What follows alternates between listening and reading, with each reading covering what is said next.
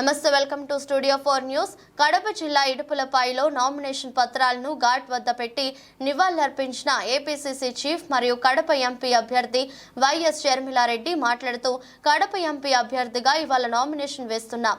అందుకు గాను నాన్న దగ్గర నామినేషన్ పత్రాలు పెట్టి ఆశీర్వాదం తీసుకున్నాను.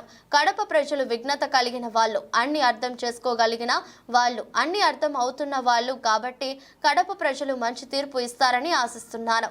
కడప ప్రజలు వైఎస్ఆర్ని, వైఎస్ వివేకాను ఇంకా మర్చిపోలేదు. నాకు సంపూర్ణ నమ్మకం ఉంది. అది నిరూపించుకునే సమయం ఆసన్నమైంది.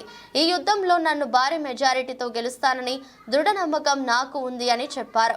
ప్రత్యేక ప్రార్థనలో పాల్గొన్న బ్రదర్ అనిల్ కుమార్, డాక్టర్ సునీతారెడ్డి.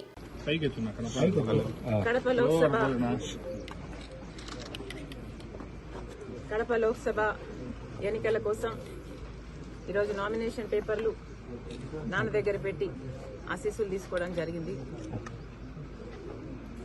కడప ప్రజలు విఘ్నత కలిగిన వారు, అన్ని అర్థం చేసుకోగలిగిన వారు, అన్ని అర్థమవుతున్న వాళ్ళు.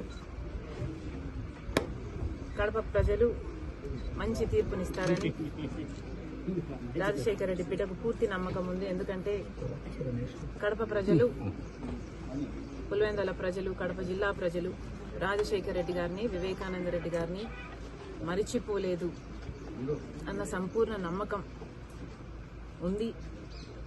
అది నిరూపించుకోవాల్సిన సమయం వచ్చింది. కాబట్టి రాజశేఖర రెడ్డి బిడ్డ గొప్ప మెజారిటీతో గెలుస్తుందని ప్రజలు ఆశీర్వదిస్తారని, ఈ యుద్ధం యెహోవాదని పూర్తిగా నమ్ముతూ I'm confident of a great victory. Thank you.